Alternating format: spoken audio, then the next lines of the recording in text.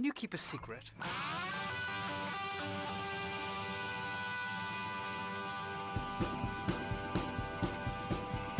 Changing hearts and minds. Changing hearts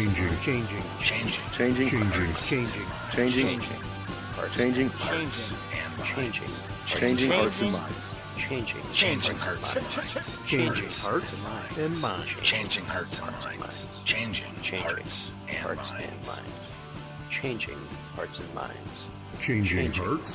minds. Welcome to Change Your POV podcast. You're listening to Changing Hearts and Minds, a show about reviving the warrior spirit and remembering the past to improve our future. I'm your host, Jeff Adamick. Let's get this party started. Ladies and gentlemen, am I totally screwed or what? You're funny. I want to discuss all this behavior. Let me out of here! Welcome to a special edition and important episode of Changing Hearts and Minds. I'm your host, Jeff Adamick, and before we go any further, guys, I want to be clear and make it known with no confusion about what you're going to hear in this episode. The following episode is going to be on some very sensitive topics. It's not for young listeners or for those that might be a little emotionally working through some stuff to listen to. Why don't you just skip this one? And if you've got little kids or something like that, definitely if you're a part of the community that I came from and your kids are there, don't let them listen to this one. Just let them skip this one out because this one's not for them. I make it a rule never to discuss current operations for my responsibility to the culture that I came from, and also because I'm not on the ground and in the position of the men that are on the ground making judgments and decisions. Also, we're kind of not supposed to talk about that stuff because it's an SME or a OPSEC violation. And for those of you out there who are listening to this that have no idea what I just said, OPSEC is operational security. There's a reason that guys that are operating and doing things at certain levels don't talk about it. It's because it puts the guys that are doing it in danger. It puts national security in danger, puts Americans all over the world in danger. Let's make it absolutely clear. The tactics, techniques, and procedures that special operations guys utilize and perform should not be open source. They should not be out there and they should not be talked about. They should not be shown. They shouldn't even be asked about. They could be audited by the government and by people that are in control to make sure things are being done right, but that doesn't mean that they can just be let loose out there for everyone to make a decision on. I just want to make sure everyone understands that nothing I say from this point forward or my guest says is going to be on anything that is going to be secret or operationally secure, because we don't do that. And we would not do that. And if we did do it, you'll never hear it because it will be edited out. I'm going to go through some timelines and info. It's all taken from open source, guys. So I went through the last 2 days. And for those of you who don't know what's going on, I don't want to have you guys stop the show and go off and look. So I want you to kind of follow me along with what is Jeff talking about? Well, we'll get to it. But I'm going to go through some timelines of some stuff that went down. In some of the open source media out there, there is a little bit of what I would consider sensitive information that has been leaked. If you hear me going through the timeline and you're like, well, why didn't he say this guy's name? Or why didn't he say this or didn't say that? It's because I self-edited the stuff for the crap that shouldn't have got out there to begin with. I'm not going to perpetuate the mistake and put it out there. By doing that and saying that I'm not going to put anything out that I don't know for a fact is verified by the government as a release, then I can't put it out there because I don't know if it's real or not. And that's the honest to God's truth. I don't have any idea what's going on right now because I'm not active duty, and neither does my guest. We do know, however, that you shouldn't be talking about it if you're not doing it, and that's part of what's going on with what we're talking about today. My guest and I are giving our opinions and interpretations, and although we have polled our peers in the community online through online social media platforms, we do not claim to represent the regiment of special forces soldiers or any group. We represent only ourselves individually. I am not even talking as a member of the Change Your POV network. They are unaware of the topic that I'm talking about. I did not ask for permission to do it, and I didn't tell them that I was going to talk about this. So everything that I say beyond this is just solely Jeff Adamick's opinion. Nobody else signed off on this. Nobody else promoted me for doing this. No one pushed me to do this. This is my opinion as a Special Forces veteran about what we're going to be talking about. This is also not a rebound attempt for monetary or exposure for my show. I'm not making any money, guys. I tell you guys all the time, I come out of pocket for this, and I never make money. Always like a little bit short behind. This is like the one time where my wife might come on the show because she can verify for a fact that I'm not making money here. I hear about it every single day. I'm doing this because it's the right thing to do. You will notice if you look at the show notes pages that I have certain links that are in some of the show notes pages to online crowdsource funding things. Those will not be in this show notes page. But I want to make it clear. I'm not doing this for the same reasons about the people we're going to be talking about. We think they're doing what they're doing. And finally, I will not share the link verbally or on the show notes page for the site or the direct feed of what we're going to talk about. I'm not going to do it. I'm going to talk about him by name, but I'll not put the links out. If you came for a way to, if somehow between now and the release of this show, it gets hidden and you came to this show to try to find the link, you're not going to get it from me. If you haven't found the link yet and that's what you're here to look for, sorry, it's not happening. You can go. You might want to hear the rest of the show before and hear something that I think could happen with what's going on before you go watch it. So be warned. Make a better decision by listening to the whole show before you go off and watch something that you're either A, going to regret, or B, be held accountable for. To give his commentary and join our joint opinion on this, I'd like to introduce you to the guest. The reason why he is coming on the show is not just because he and I share the same values and the same ideas and what we're thinking about this, but also because we, like the guys at SoftRep that we're going to be talking about, are members of the media. I mean, I know I host a little podcast where I do commentary, but I get enough downloads that people talk about me in other places. I go on radio shows, I get articles written about me. So I'm a member of the media whether I like it or not. SoftRep, they're a member of the media 100%. You know, they are an online organization that claims to put out news. They put out their own news, other news. They sell stuff. They're members of the media. My guest is a member of the media also. Today I got on Jeff Bosley. So Jeff Bosley grew up in Idaho. He was raised by a stay-at-home mom and an emergency room physician father. After high school, Jeff went to Washington to pursue a degree in pre-medicine and journalism. Then he continued his education back at home in Idaho with a focus on sports medicine and theater. 2006, he enlisted in the Army. He continued to train up to become an 18 Delta, which is a Special Forces medic for the listeners who don't know what that is. Upon completion of the qualification course, Jeff was assigned to 10th Special Forces Group. He served as a medic in 10th Special Forces Group. After he left and got out of group, he applied and became a Colorado Springs Fire Department fireman. Model shoots probably, was in some calendars maybe. Then he decided he wanted to say, fuck it, why not? And he moved to Los Angeles to chase the dream of being a rock star and being in movies. And it's worked out for him so far. So he's out there. He's a paid working actor. You might have seen him in Ray Donovan, like that's where I saw him the first time. He's been on SEAL Team on CBS. He's also going to be an upcoming feature film with Christian Bale, Uma Thurman, and Kevin Durant. He actively works with various Green Beret organizations, veteran support systems. He also works to honor the fallen with the Patriot Guard Riders. Welcome to the show. Hey, what's up? Thanks for having me, man. Yeah, it's not real. I'm trying to make a little bit of humor in the beginning, but really, this isn't we're not really fired up about this topic. Yeah, we're not passionate at all. I mean, that was the thing about this is I think to touch on what other host Jeff is touching on is this is weird because I think Jeff and I pretty much share the same opinion of we're quiet professionals. You and I are quiet professionals at heart, and our current businesses. I mean, we're not idiots. We know there's marketing, there's ways to get your point across, and we are on platforms that we can use that to our advantage to hopefully get the point across genuinely and sincerely without malice. And like you were saying, we were talking before the show. Is it's funny that we didn't interact much on our online social, special forces communities until this. And I was even telling close friends, it takes something this asinine and atrocious to kind of bring me out of hiding, because I normally I'm always consciously navigating those waters of not pissing the wrong person off in the industry, in my special forces community. But yeah, this one, this is the one that brings me out of hiding for sure. And I think, I mean, like you said, I don't every disclaimer Jeff said, ditto for me.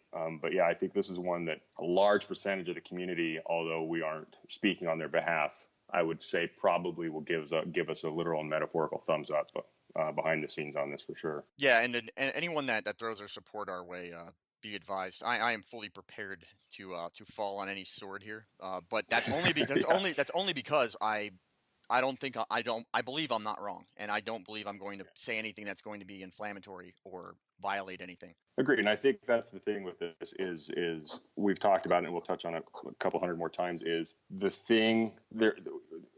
The thing that I hope the listeners, whether they're new to the community or longtime followers, is that Jeff and I, there's a common denominator at the end of the day. And this event is the one thing that proved what that common denominator is, even though we can't articulate it. This is the thing where falling on a sword, I fail to believe will happen within our tight community, because if we can disagree on everything. I mean, we've both heard some atrocious stories at the team level, at the battalion level, whether they're rumors or truths. And at the end of the day, it takes a pretty high, darn near close act of God to betray that common denominator. And sadly, that's what brings us here today, is we've now seen the betrayal of that common denominator. Yeah, I would agree. I would go out on a limb and say that this is next to like being a turncoat and straight up picking up arms against your teammates. Yeah. This is probably the worst thing I've ever seen somebody do. Yeah. And I say that with all, that's the only reason why I'm having this episode. There's been stuff that's happened since I've started this podcast where I've gotten fired up and I've wanted to go on and rail against it, but it's just not for the sake of the regiment, for the sake of the soft community as a whole. It's just not worthy of it. But the problem with what's going on now is SOFREP.com calls themselves, and this is from their byline, Trusted News and Intelligence from Special Operations Veterans. So they are speaking on behalf of Special Operations because that's their byline. I am a Special Operations veteran, but I am also, if you look at my bio, I am a podcast host who is. They are putting it out there that they are the Special Ops. Yeah, so they're doing like that. Our figureheads. Yeah, and that's not true. And that's why me and Jeff are here together to try to show that this is not what we believe the community as a whole, in majority, would say is the right answer. Yeah. That's all we're saying. It's our belief, and it's really just that's about as far as it goes.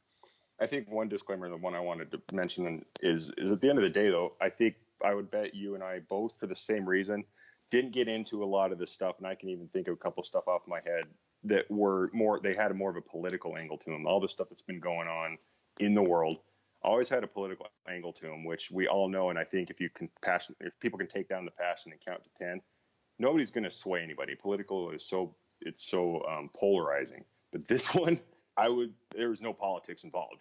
This isn't, there might be tactics and decisions and all this stuff that brought, X, Y, and Z here and there. But at the end of the day, the event that we're about to discuss, the specificity of what happened has nothing to do with politics or decision making or command decisions or why were they there? Oh, what's this war about? It has nothing to do with that. And that's why this one is so almost sickeningly easy to discuss. Sadly, I'm sad that we have to, though. It blows my mind to the second that this is even a discussion.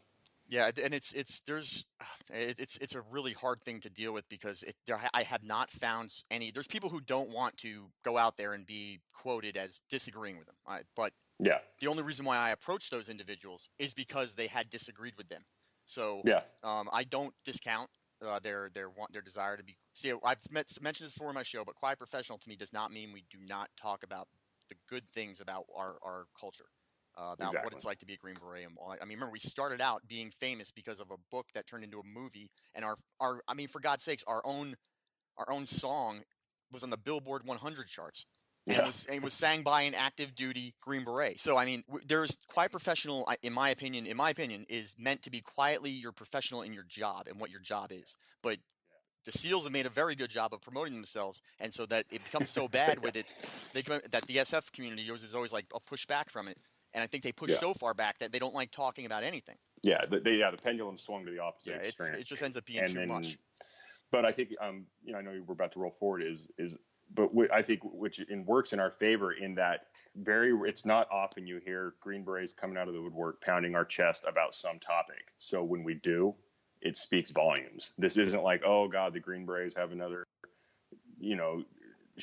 thing they're angry about. I mean, we don't do this often. So to me, that just speaks. We're not an activist. Yeah, exactly. And and people that don't associate it with being a Green Beret. So it's kind of nice. So like when this happens, it's genuine and it speaks volumes that it takes something. It takes a lot for a lot of these guys to come out of the woodwork and go, okay, this has to be discussed. All right, so let's get the show rolling. Then I'm going to go through a timeline of events. Again, this is open source facts as commonly accepted by a civilian point of view.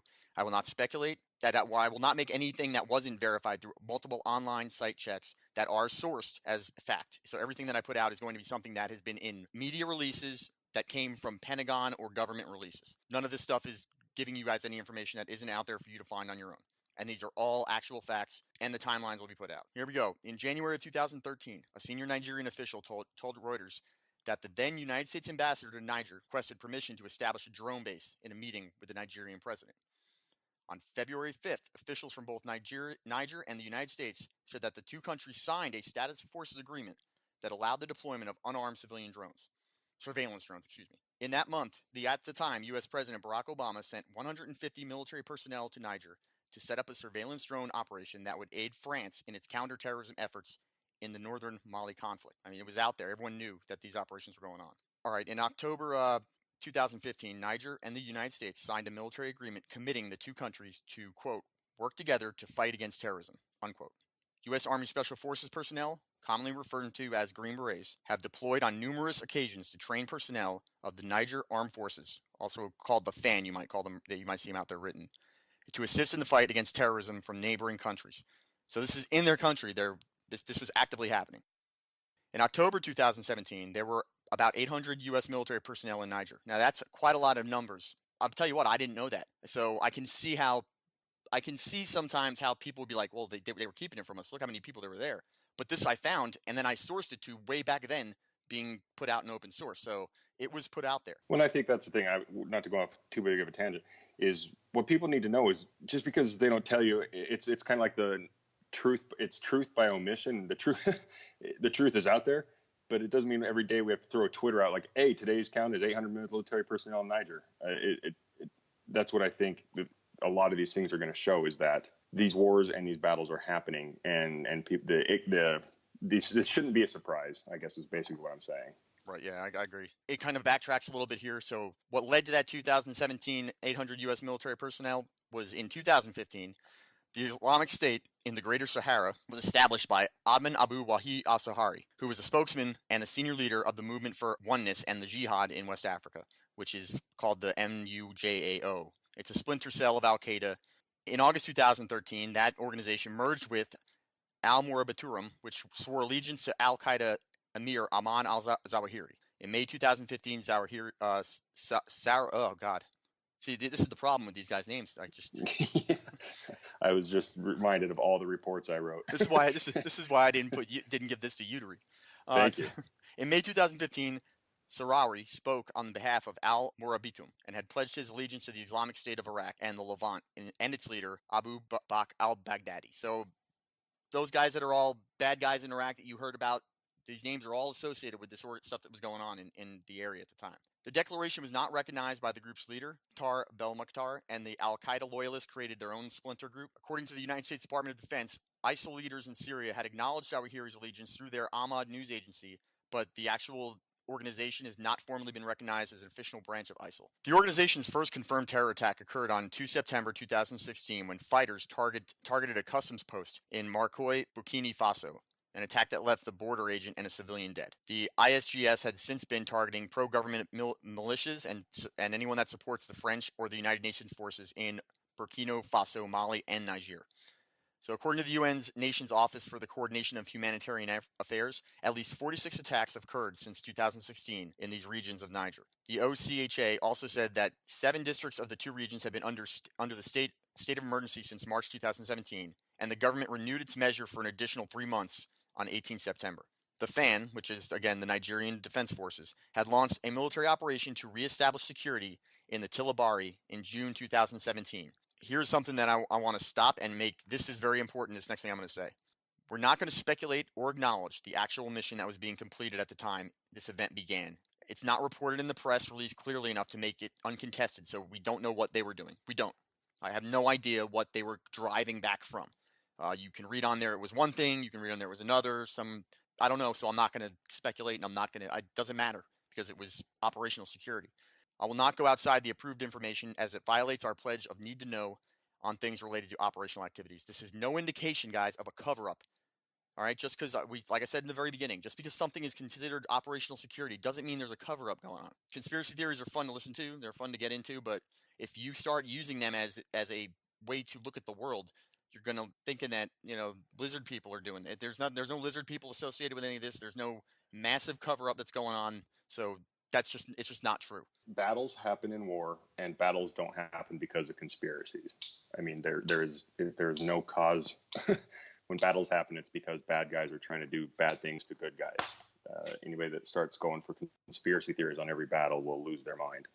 I wish it was something cool. I wish battles were something silly and trivial. But yeah, I completely agree. Right. I also want to omission does not. Yeah, I was just going to say omission does not imply secrecy. Right. I mean, and the secrecy that is there is secrecy to protect the operational security of the men Yeah, who exactly. are participating, and for the bad guys not to know that this stuff's going on. If we told the bad guys everything, then we would be taught. We'd have these shows to be going on a lot more often, which is something I'll get into later. Yes. That maybe some people throwing open source info out there has maybe led to stuff like this happening. I want to make sure that you understand I was very descriptive there for a reason. Many have claimed to believe there was some black ops or undisclosed missions occurring, and all the released reports were lies. And there was some mystery underground bunker where secrets of the Illuminati are kept that they had all this stuff at. Because places like that aren't real, except in the minds and rants of those who cannot spend time researching or won't because they don't trust the ones who provided it.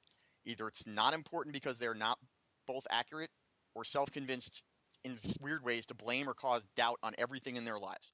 Those kind of people, they're just, it's dangerous. It's mentally debilitating if you start questioning things at that level so bad all the time. So politicians, they lie, guys. So, I mean, any argument of, well, this politician lied, that's what they do. Politics and military should not cross over, in my opinion. That's just my opinion. Because the military should be held accountable to know that if we're not telling you something, it's because you don't need to know it. And it's because it needs to be kept secret for the protection of the people doing it and the protection of the people who are endorsing that activity. There's no juicy secrets that I have to tell. I'm not going to do it even if I had any. So this thing ended up being called the Tonga Tonga ambush, and it occurred on 4 October 2017. I know there's a lot of you guys out there who are listening right now, and this is my regular listeners, who are scratching your head because you know I have a policy of not talking about anything that's current. And this is as current as it gets, guys. This is almost like yesterday. I mean, October. Just October this happened. Yeah, less than half a year. Our militants from the Islamic State in the Greater Sahara attacked Nigerian and American soldiers in Tongo Tongo, Niger, while they were returning to a base from some mission. During the ambush, 5 Nigerians, 4 Americans, and 21 militants were killed, while 8 Nigerians and 2 Americans were wounded. The Nigerian and American soldiers were participating in a mission to gather information, according to released Pentagon reports, about the whereabouts of Abdu Abdul Waha Zahiri, the leader of ISGS. The 4 American guys that were killed were from Special Forces Unit from 3rd Group, and I'm going to list them, guys, because this is open source, and also because this goes to our point. First was Green Beret Staff Sergeant Brian Christopher Black, and he is survived by his parents, Henry and Karen Black, his wife Michelle, and 2 sons, Ezekiel and Isaac. Special Forces Support Soldier Staff Sergeant Jeremiah Wayne J.W. Johnson. He is survived by his parents, J.W. and Joanne Johnson, his wife Crystal, and 2 daughters, Addie and Elise. SF Support Soldier Sergeant LaDavid Terrence Johnson. He's survived by his father, Terrence McGriff, his parental guardians, Richard and Kawanda Johnson, his wife, Maisha, and their 2 children, Elisa and LaDavid Jr., and 1 unborn child. Then the last one was Green Beret Staff Sergeant Dustin Michael Wright. He's survived by his parents, Arnold Wright and Terry Cressisi. Guys, I put that out there for a reason. Because to me, the memory of those 4 guys is very important, but also who they left behind. Yeah, I agree. Anybody that's listening, new or a long-term listener, just pause and let that sink in for a minute. Not only was there a name, every one of these people had at least 2 people left behind. What we're coming up to talk about with what SoftRep did is the exponentiality of the dishonoring of these 4 people, and then the fallout of all those names listed after these people's names and what they have to deal with. Somebody in their life is no longer. Let that really sink in, and the downward spiral of losing somebody in your life, not to old age, not to something where you watched them slowly die from 15 years of cancer, God forbid. They died acutely in another country, and these people are left behind. So that's why Jeff listed it that way, is you need to, it's, for lack of better metaphors, it's names with faces. There was names and then a list of names that are left behind, that they left behind. All right, so me and Jeff are the same age, and one of the gentlemen that died was the same age as us too. And I have a 12-year-old daughter. These guys had, I'm thinking about these daughters and these kids, and the description of what was posted is not for the eyes of even the guys like me to watch, much less. And that's the just children. the text. That's not even the video. Yeah, that is just the text. The textual description of how it goes down. And there's been words like, "Oh, but look at how courageous they don't need to. They know that they picked up arms and walked off to fight for their country when they don't have to, that's all the courage you need to. They don't need proof. They don't need proof. And if they do need proof, then you're telling everyone that you question their valor. So that's just my opinion. But so here is a little bit of how some things went down. On 4 October, while the soldiers were returning to base in light-skinned vehicles, 50 armed ISGS militants ambushed the mobile element of the Special Forces and their companion force of reportedly 30 Nigerian soldiers. The ISGS ambushed with assault rifles, RPGs, and mortars. There is UAV footage that was taken, but close air support was not on station, and when it arrived, from what I read, the timeline, it would not have done any good for engage the enemy at that point. Everything had been done with. I see no hashing into, well, we can talk about what was the reaction time compared. It doesn't matter. Everything that went down with these guys went down so fast that there was just it was a well executed and surprising ambush done by the enemy on guys who were reportedly not there to engage in combat.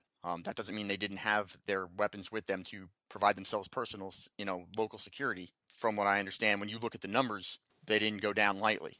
That's enough for me. I mean, but then that was all stuff that was released, already out there. It's been out there for months. Once the ambush was over and forces were able to secure the scene, 3 of casualties were immediately recovered. David Johnson, the sergeant, was unable to be located at the time. According to the UAV and Department of Defense release footage and explanations of what happened, David Johnson was with 2 Nigerian soldiers who had tried to move from where they were exposed to a vehicle to escape, but were unable to do so. And during the fog of war and the chaos, they just couldn't find him. David Johnson did get discovered, though. 2 days later, on October 6th, his body was found by children tending cattle nearly a mile away from the scene of the ambush. There was a lot of speculation he was captured, and we'll go into that in a minute here. 5 of the Nigerian military were killed. 21 militants were killed. All right, so there are some political and incident investigations that made some news after, but it was clear politics and short-lived, and I'm not going to address it because I don't talk politics. It was all posturing, in my opinion, and there was all kinds of stuff, as you guys remember, if you were following it, with, certain congressmen, trying to go down and start crap and all this stuff, and it's not important. And I think that I don't want to give it any credence because I don't want to have that part of the narrative. It's not worth talking about. The only point worth reporting is the question of prior approval for the mission. We were not there. We don't know what the rules of engagement were. Neither does anyone else on any network that is not actively in the military. All right. SOFREP cannot make the claim they knew what the rules of engagement were or what the mission was. And if they do, somebody violated OPSEC. That's just honest to God's truth. So this comes to me. I feel like, well, I'll get into that later. I don't want to get into it now. So the fact, it is a fact that and cannot be claimed without a source to provide, and I know it is very unlikely, and it would be an OPSEC violation for an active duty member to interact with a non-active duty member telling them rules of engagement or mission focus or scope. It violates the law for a civilian to know that or to go seeking it. So yeah, that's the thing is if anybody claims to know it, there's two tiers of issues here. Either they're just straight up liars, which what Jeff and I are probably going to lean towards, is if anybody claims to know these things, or then there's a second tier of some a violation. So either way, that intel is inherently tainted. If Joe Blow non-active duty is claiming these things, that isn't one of the people, which sadly they're not with us anymore, that can speak, which they can't because they're still they were involved. So and then the thing I want to wrap up on before we move on in the timelines is the why. And this is why I think why Jeff and I aren't getting into rules of engagement. Was there air support? Was there not? Was there not air on station? The why is not up to the politicians. The why is not up for the general populace. The why is for the community, the operations, the team room. The why this happened is the after action, and that has nothing. That's why we're not going into anything. We're not discussing the why for the most part. The rest of the timeline is post the issue, which pretty much brings us to today's reason for today's podcast. On 20 October, National Review senior writer David French criticized the comparison between the ambush and the 2012 Benghazi attack. So there's our political why we're not getting into it. And he's quoted saying, "All available evidence suggests that this is a tragedy rather than a scandal." Laura Say, an assistant professor of government at Colby College, shared French's view in an article on Slate. Again, there's no Bigfoot theory here. It is just battle, not to trivialize it. On 10 November, local villagers told the Washington Post that LaDavid Johnson's body was found with his arms tied, but the Associated Press reported on 17 December, a little over a month later, that there were no indications that he was shot at close range, had been bound, or taken prisoner.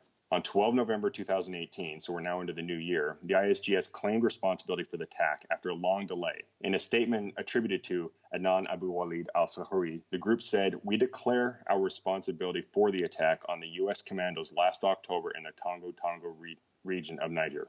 On 19 October, NBC News reported that AFRICOM sent a team to Niger to conduct a review of the facts, in quotes. According to the Wall Street Journal, the FBI has since joined the investigation. On 26 October, Dunford announced that Army Major General Roger Cloutier would lead the investigation into the ambush. After a Twitter user published a series of posts claiming to have footage from the ambush, AFRICOM said on January 24, 2018, "We're reviewing the post to determine the veracity of the tweet and the assertions that there is associated video."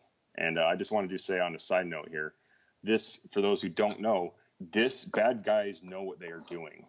They know how to use social media. They know the fact when I enlisted in the Army, if I would have ever guessed X amount of years later, I'd be talking about how a terrorist went to Twitter to claim responsibility for a war. I would have laughed in your face. But that is the thing, is that is the absurdity of, and even why we have to be even more diligent about how things go in the public eye, thus bringing us to today's podcast. Bad guys use Twitter, and they're not bright about what they're doing. They might not have a marketing degree or PR degree, but they know what they're doing. The fact Jeff and I are talking about it kind of proves that point. So that's it on the Twitter rant. Yeah, if you go out there ever on your own and you want to look up any kind of open source things on tactics of terrorism and counterinsurgency or insurgency tactics, so much of it is not actively engaging. It's under the surface things. It's manipulation and you can't. You've got to be careful when you engage or get drawn in to what they're doing, because they're doing that to separate, to terrorize, to create these reactions that take the focus of the people they're trying to manipulate or destroy off of the actual eyes in the prize kind of thing. Don't get sidetracked. Don't. Exactly. It's a sleight of hand. We feel that somebody fell for it, and you end up leading to what we have. So to continue, although the Twitter user posted primarily in Arabic, some of the posts were reviewed by AFRICOM were written in French. The post claimed that the author was given footage by the Islamic State's Mali offshoot depicting the U.S. forces killed in Niger. News media organizations began obtaining copies of the video, and it's not known and is under investigation currently who and how the video was obtained. Now, before we move on, I was go ahead. I was going to say before we move on, and then this will lead into where we're going. I literally just looked up the definition of terrorism, because we've been hearing that word for 15, 20 years now. It's the unlawful use of violence and intimidation, especially against civilians in the pursuit of political aims. The very fact we are talking about a tweet that is intimidating people, that is causing unrest between civilians, is helping them pursue their political aim by causing a breakdown in us on the American side of the battle, or on the American side of the war. This defines terrorism. Who would be the people that are terrorized the most by any kind of video feed of this stuff? Would be the people who cared the most about the individuals that were in part of it. Yeah. If you could quantify terrorism, on a scale of 1 to 10, does Billy Bob in his basement sees this footage on YouTube? Yeah, he's going to be, hopefully, God willing, kind of impacted. But that's a 3. Poor daughter, son, father, mother, brother that sees this footage, that's a 10 plus. I mean, it's unquantifiable. And it makes it worse when we get to the point of where they're getting the information from now. It makes it far worse because it's from somebody they trust. BuzzFeed. I want to talk about BuzzFeed. Now, every single article that we talk about specifically, guys, including the original article that mentions a Twitter post, will all be in the show notes pages. This is going to be the longest linked show notes page of any of my shows, so I'm putting everything up there. But BuzzFeed, there were some reports critical of the events, but I'm going to give you some info that's being overlooked. When U.S. servicemen members get killed in combat, and our special forces are always scrutinized, all right? Always. So the events, information, and the discussions that happen, it's called an AAR, going back to what Jeff said earlier. Does interpretation and review of what they do on the ground and what they did on the ground happen? Absolutely. Absolutely. in the form it's game of film. For those who don't know, if you play a sport, it's watching film. Yeah, when guys have when an incident happens and somebody loses their life, that is something that's poured over a million times by everybody that's in the community for the sake of learning and reestablishing a different tactic, and so you can relearn not to have that happen again. But it's not intended to be put out to everybody. We have to break everything down to its fine and ugly details just to make sure we don't have lost life again. Just because there were no mistakes in the execution doesn't indicate that there was a cover-up, nor is it fair to be openly, publicly questioned about the acts that the guys on the ground did, or Monday morning quarterbacking, the mentions of the mission and what they were doing. I will address one thing in questioning of the lost SF guys. Everyone has been saying online about this how much combat experience that these guys have. At some point, I had none, and I still got on a plane and invaded Iraq. I didn't get treated like somebody that didn't know what they were doing because it was the beginning of our conflict and we had so many years where there was no war. Just because somebody is not have a lot of combat experience doesn't mean they're not completely trained and capable. And so it's a massively unfair question to ask about whether or not they had combat experience. It's irrelevant. They were qualified SF guys. There's no second string Green Berets. They have, if there are, they just got to the team. They're the new guy, but they have to be ready to be first string in the drop. In the flip of a coin. It's irrelevant. Yeah, the fact anybody thinks there's a tiered system of ability, they have to have 5 missions under their belt before they can do this role in the job. Special Forces Green Berets are trained to do everybody else's job quite professionally, and that is the redundancy system. We're not like, this is so stupid to compare it to this, but we're not like the old school Christmas lights where you pull one bulb out and the whole lights die. We are the new Christmas lights where you take one bulb out and the system still works. So that's I saw that too, and I was infuriated. Yeah, and now they're Monday morning quarterbacking their combat skills. It's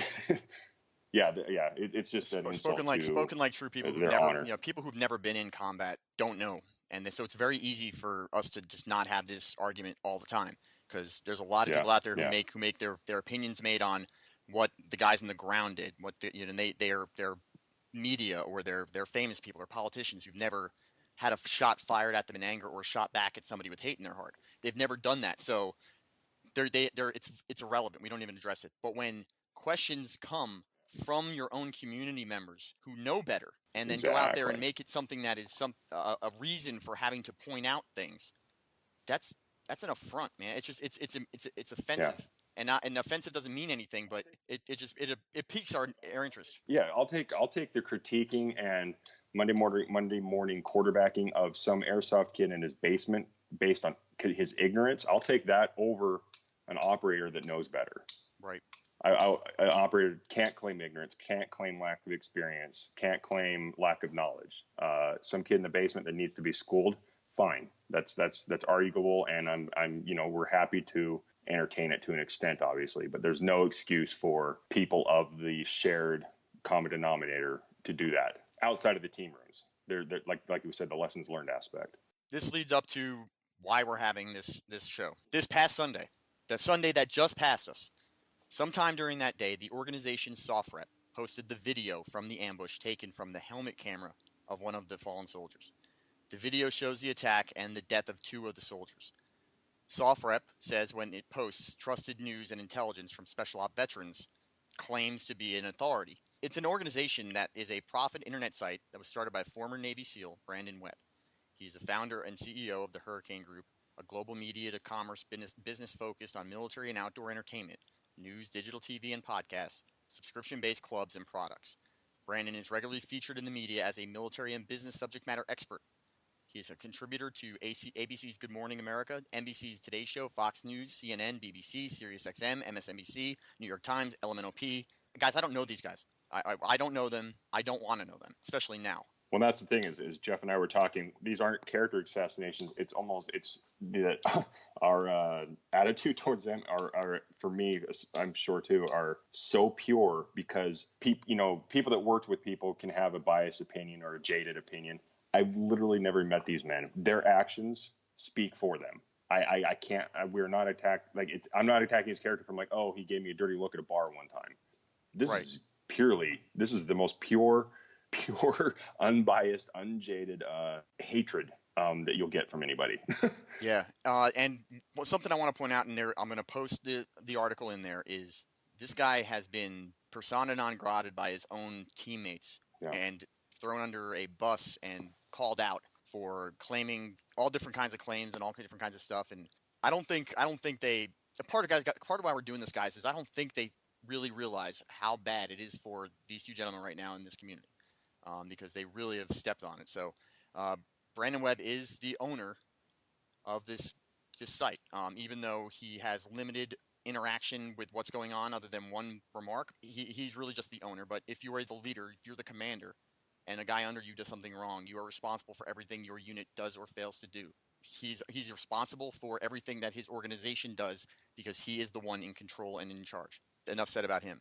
SOFREP's managing editor is a former 8-year Army veteran who served with the Army Rangers and Special Forces, and his name is Jack Murphy. We'll get into him. The reaction from SOF community was immediate and direct. The Pentagon refused to comment on the authenticity of the video, but said, quote, "Re-victimized the affected families, amplifies ISIS's atrocities, and aids in their recruiting. The release of these materials demonstrates the depravity of the enemy we are fighting." That's the Department of Defense stating that. But I want to talk a little bit. So I have not because I didn't get it in time to. I really wanted to be able to say I've seen it, but the Pentagon has put out that any watching of this, any playing of it, any sharing of it is a collusion with terrorism. And I'll explain that when I get to the legal ramifications of all this later. But because of that, can't say that I saw it. I had to watch. I had to go read a like narrative of what happened in it, and the narrative enough turned my stomach so bad that this really okay. So I want to talk about our reactions. I couldn't. I haven't been able to sleep, dude. I haven't been able to sleep for like 2 days because of the people out there watching it and reading about it. So how did you take it when you first heard about this? When I first saw it, I honestly was thinking, like I remember seeing it online. I just saw the screen grab, or the still shot, and I thought to myself, it was just another, one of how there's a lot of bot advertising of like fake stuff, so you click on it and just because it looks awesome. I thought it was that. I thought it was maybe some SF team. We all have our little cool rock star end of deployment music video montages. I thought it was that. And then I took a hot minute and actually started reading the description, and my stomach sank because we know how this ended. And then I instantly didn't click on it because, to be brutally honest, I was terrified. I was like, I don't want, the thing is, and this is kind of not in a weird metaphor way, but this shit isn't like the movies. And I know that for multiple reasons, but it is. I know I've sadly seen, I'm sure Jeff has seen enough stuff. I mean, I remember in the schoolhouse, I'm 99% sure it was the whole lone survivor story before it was the lone survivor story. I'm pretty sure one of my instructors brought us in and showed us the helmet footage from that as a lessons learned. And that is exactly what I remembered was that day. I think it was in Beanock. It reminded me of that. The holy shit. This is real. But then part 2 of the reaction was, holy shit, somebody just posted this. And then part 3 was, holy shit, one of our own posted it. And then I was out of words. I was even now, it's been going, it's what now, 48 hours. Oh, it's Wednesday. This happened Sunday morning. And yeah, it's speechless. I want to point out, I want to point out something that I think this is what got me to, yes, I needed to bring this up. If you go back to our timeline, January is when media organizations started getting their hands on this video. CNN, Fox News, MSNBC, NBC, they all decided that they did not need to post this. And I have read and heard that they had the credibility. That they did decide that this was not journalistically worthy. Yeah. I am really questioning the timing of the fact that the investigation of what happened there was coming out this week, that it all of a sudden on Sunday gets posted. The timing of that in ties with everything else. And then the one thing that really gets me, the video has been watermarked. And for those of you who don't know what that means is when an organization puts out something that is not intellectually their property and they want to be the ones that have the long-lasting legacy of being the ones who wrote the story, they put their name all over the front of it and it watermarks it. And so they're the ones who are responsible. They're the ones who, and people see it and anywhere else, it's SOFREP. And what's SOFREP? So it pulls in viewers. It pulls in listeners. It's an advertising tack, but it's also tying you to being part of this video. You're tying yourself to being part of a propaganda video. Think about that. Yeah, and that's the thing. I think a lot of people, if you could fast forward, if everybody is not gathering what we're saying here, bare minimum, all opinions and anger and betrayal aside, in the social media world we live in, where we share posts, we retweet, we repost via apps on Instagram, people that are sharing this are literally resharing and reposting a propaganda video. We are doing not we, as in Jeff and I, but the people that are posting this, even if it's a kid in the basement or whatever, they are doing terrorist work for them. Yeah, you're propagating the propaganda, and soft rep, people that wordlessly should know better, based on their claims of who they are and who they represent, should know that by hitting share and then if anybody's ever edited video, somebody had to put that video into some editing program. Somebody had to drag and drop the soft rep logo onto the screen. Somebody had to sit there and make sure it lasted all, a 10-minute video? All 10 minutes of the video had the logo on it. I mean, that is the thing. At the end of the day, they're tagging themselves on a propaganda video. And then now, like Jeff was saying, ironically, it's going to make people go, what's soft rep? Click on this. Oh my God, I'm looking at their homepage right now. The whole left-hand side of each screen is stuff they sell. I mean, it's just, anybody that has any level of marketing experience, if Jeff is advertising his podcast or I'm advertising a movie, any of our soft community brothers that have gun schools or shooting schools or armor products, they know that you're like, hey, I'm going to post this, throw on my little logo, and it's going to make people go, hey, what is this guy? I mean, that is what marketing is. They are literally marketing a propaganda video to a site that on page one homepage has a store, and on the left and right sides of the page has stuff you can buy. Right. I mean, Jesus. Yeah, it's I mean that. So up front, right away, that's the reaction you get from the community that follows SoftRep. They see, this is a attempt to increase listener and viewership. I'm going to give them the one buyout that if it was truly for some journalistic value, which I'll explain why it wasn't, but if it was, I would probably be less indicting on them. But there was none. So let me just talk about the reactions, though. So this is where things start to get just a little bit more than just general bad idea. So the first problem besides general dislike of the release came Monday morning in a post to the posted video from a family member of one of the fallen. So one of those people that I mentioned posted very early, right to it in a reaction. I'm not going to mention the name, but it was in the part that was posted reaction. Here's a little bit of the quote. I've kind of cut it up so that it's very long and it has his name, so I don't want to say his name. Thoughtless media, inflicting further pain feels like it's happening all over again. Please, for the decency and for the respect of the families, take this down.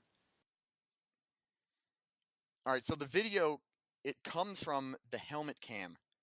And it's not, as we said, Jeff was saying that he saw the snapshot of it and he's like, oh, it looks like a cool produced video.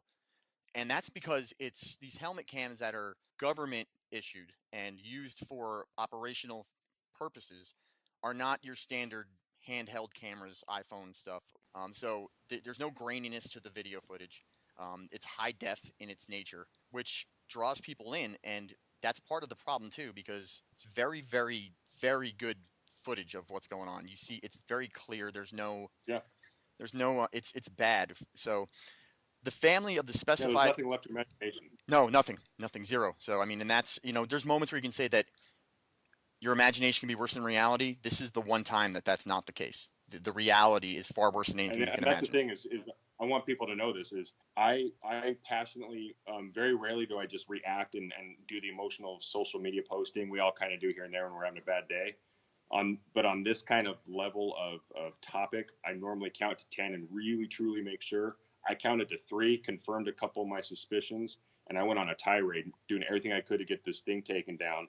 And I was on my way to watch it, and I got a slew of people reacting to my trying to get it taken down, saying, Jeff, I fell for it and watched it. And they said, do not watch it. I had the same thing happen. The amount of messages I got that said, I care for you. You can't see this. And imagination, reality is worse than imagination on this one. So I faithfully took their word for it. Yeah, so we're giving you what the reactions that people gave us, and I had the same kind, knowing that we're not members, we're not teammates of these guys. We have no connection other than being soft brothers with these guys, and they were concerned about us seeing it. So the families are going to be, I mean, everyone knows which one of these guys, and I'm not going to say who it was, which one of these guys' helmet cams it was, and which guy was with him. It's in the video. So another one of the two family members, this was the sister of the one who is his camera all the way to the end. She went on, posted, and begged everybody to do everything they could to get it down before her niece ended up seeing this. So I have a wife and kid. I've been married for 20 years. I don't care if I die of a heart attack walking down the street and it's caught on a street cam. I don't want my family seeing that. So, I mean, the way these guys went out, it's not for the eyes of the people. The reason why we don't have everyone just pick up guns and go fight wars is because we want to protect the people in America back home from the horror of war. Not to say that they shouldn't know that there's a war going on and be aware of it, but for God's sakes, we live in a country now where everyone's so numb to violence and so numb, and got kids going into schools and shooting up schools because of their overexposure to violence in the media. And so saying that this is educational to the world that there's a war going on, bad call, bad timing, and not accurate. Sorry.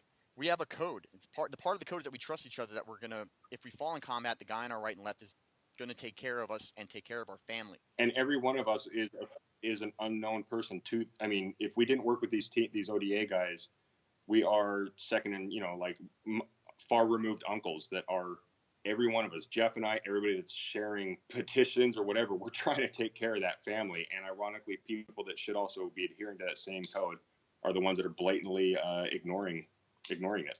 Now, here's the only time I'm going to get personal, because I want to, yeah, that whole promise that we have with each other. Like, me and Jeff go walk out the team room into a mission. There's an unspoken between, but a known constant that I'm going to take care of your family. So, Jack Murphy, were you lying? Were you lying when you made those commitments and to guys? Because your actions in the last week do not indicate that you're taking care of anybody's family.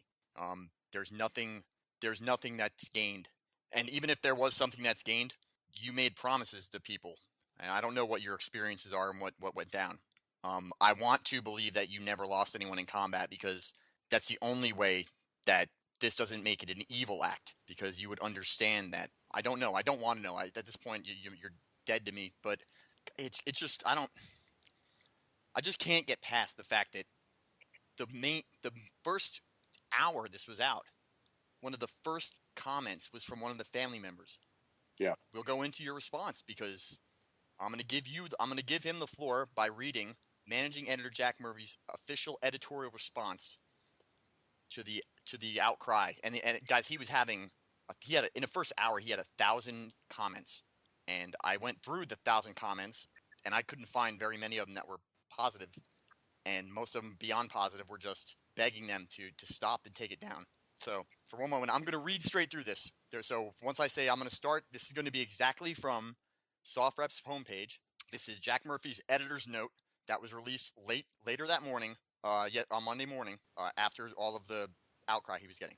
Jack Murphy writes, "This morning I have heard the voices of the special operations community along with many of our readers, loud and clear. They are angry and disappointed that SOFREP chose to publish helmet camera footage from the ambush in Niger back in October, which 2 U.S. Special Forces soldiers and 2 support soldiers were killed.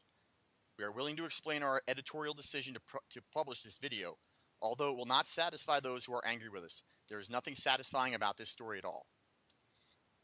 The first big story that SOFREP worked on was the attack in Benghazi. Many were clamoring for facts, searching for truths about what really happened that night in Libya.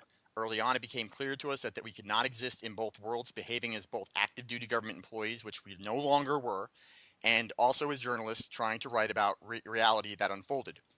You can't serve both masters, and decisions have to be made. At SOFREP, we charted a course which we remain to on this day.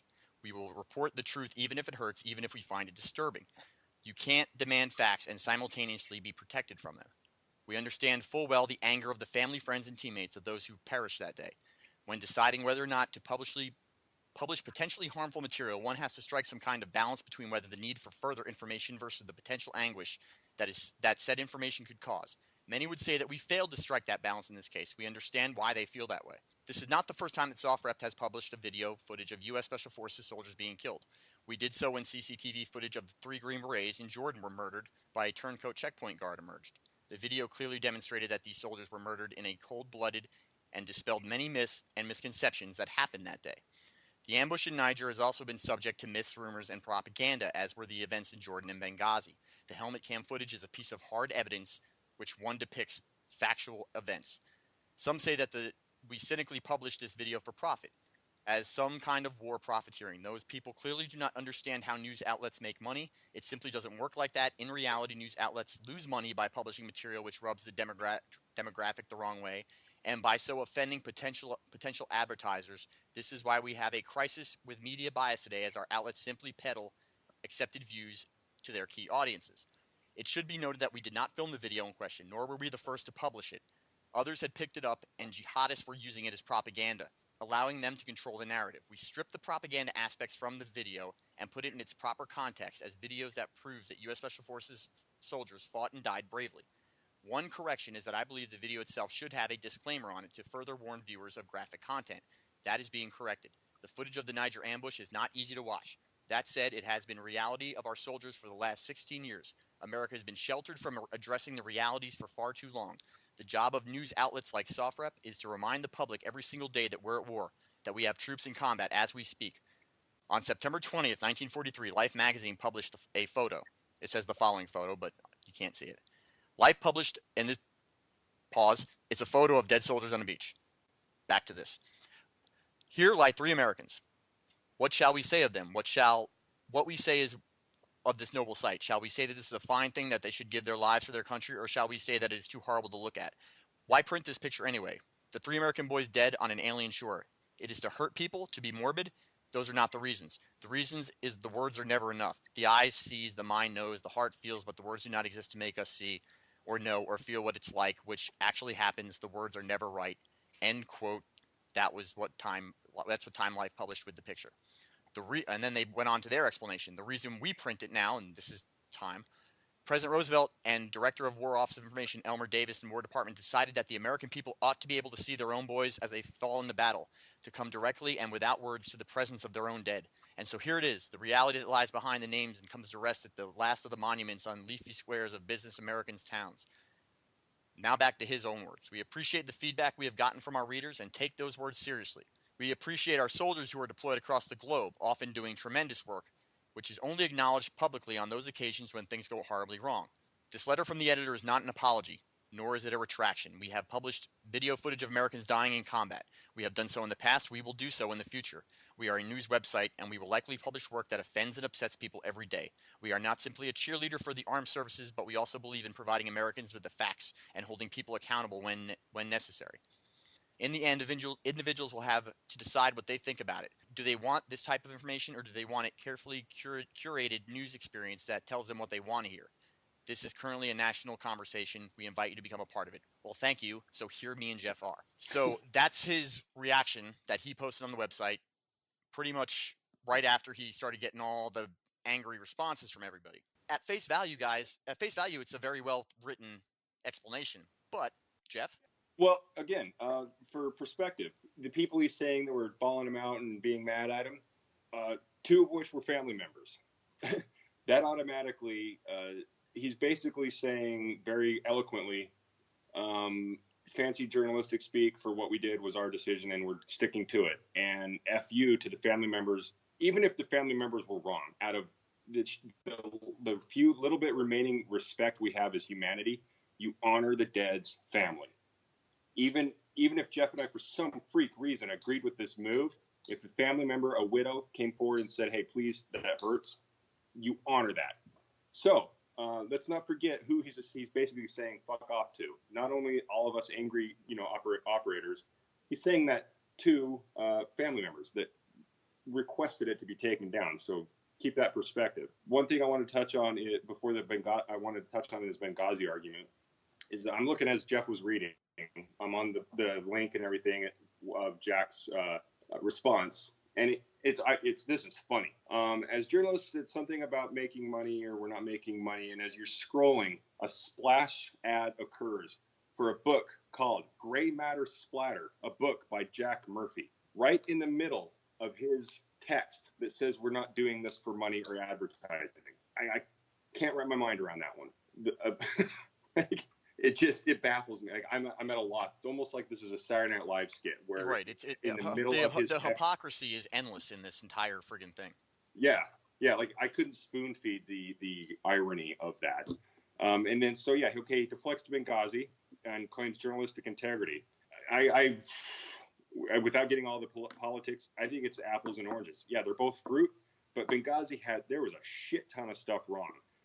The thing that's wrong, loosely speaking, with this Tonga, I lose the words, Tonga ambush. Yeah, Tonga ambush. Yeah, the thing that's wrong with that is American men died, and a battle went south, or there wasn't even a battle, it was an unplanned battle. A reaction to an ambush went south, and men lost life. Well, that's what's wrong. Well, what's the investigation? I think he's misplacing it. My thing is that he's saying that this is proving something, but the issue they're having right now with this is whether it was an approved operation. It's that you're not finding that information in this video being published. There's no one standing around talking about blowing off the leadership and just going off on their own. Yeah, that's exactly it. Is the narrative that I posted it, and I know Jeff is going to post it in the notes. The petition that's going out to get this removed. The person that wrote it, the narrative for it, it pretty much does it narrates the video in text, and it does not at one point go, oh, they called for air support and the Department of Defense or Hillary Clinton said no. There was nothing like that. Shit went way wrong. Men died. And there is no journalistic integrity to be had to reveal or be the first one to get the scoop on what went wrong. Jeff and I think, inherently agree that in no way, shape, or form do we remotely want to trivialize this or simplify it beyond brothers died. This was a battle. And that's the thing, is some D-bags have been saying stuff like, oh, that's the cost of war. Yeah, but this footage does not, based on this narrative I've read, show or educate or reveal any amazing Benghazi-like question of politics and what went wrong, what went south, that they can hide on behind journalistic integrity.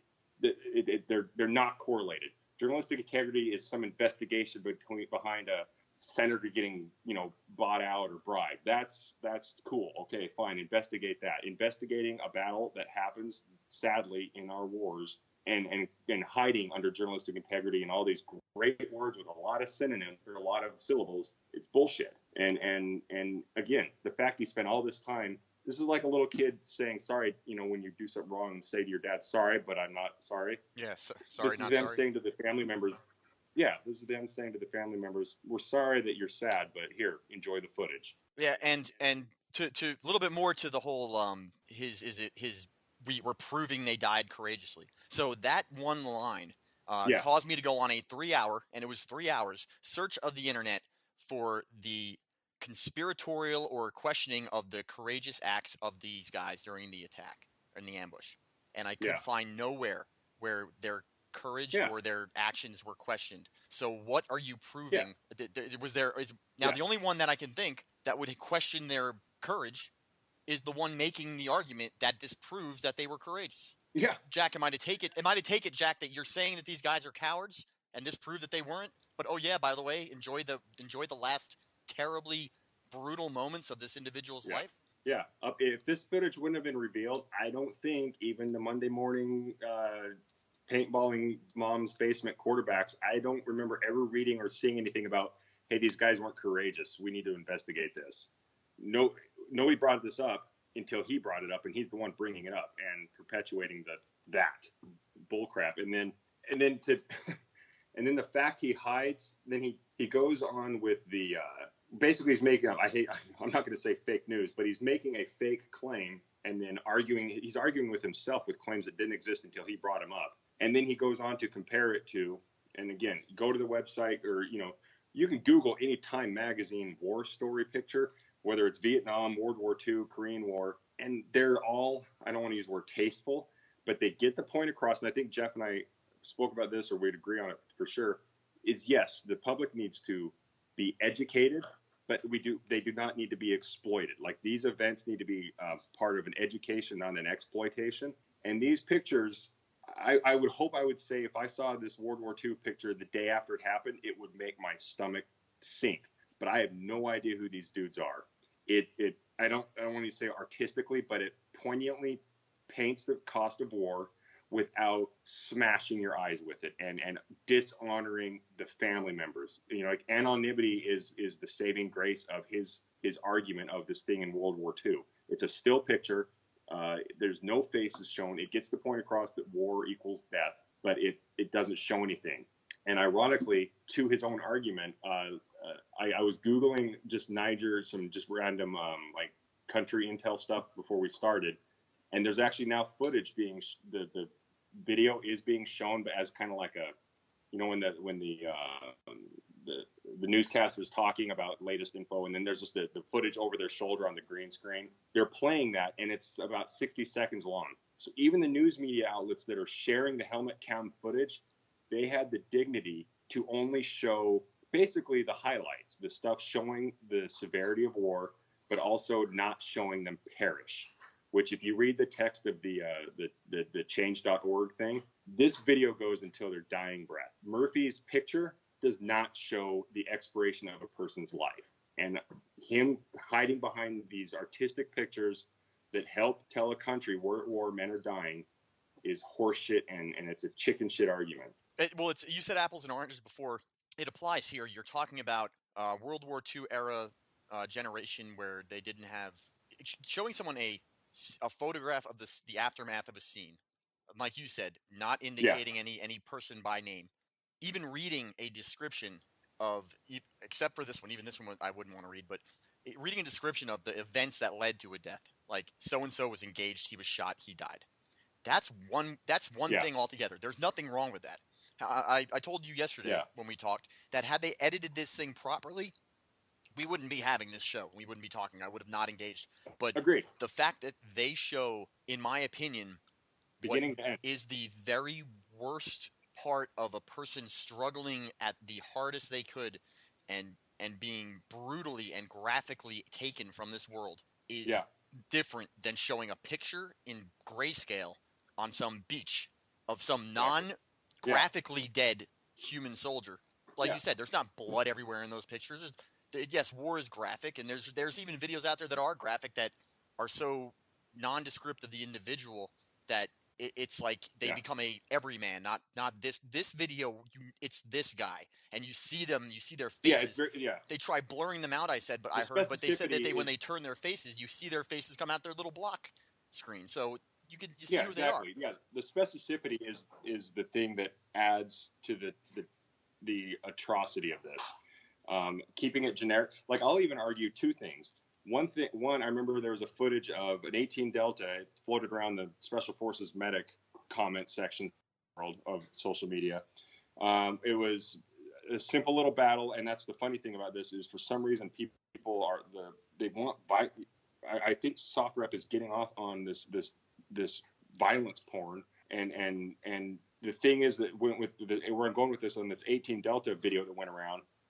Is it got at first you're like, oh, I remember seeing it, I was rolling my eyes going, oh God, I'm gonna watch a brother die, and it found that balance you're talking about. Thank God nobody died in this footage, but it showed how simple things go to just went to absolute fog of war shit mid patrol. They show a guy get hit, and for anybody that's seen a guy get shot, it's extremely anticlimactic compared to what Joe Blow thinks from Call of Duty and movies. It's not what you think.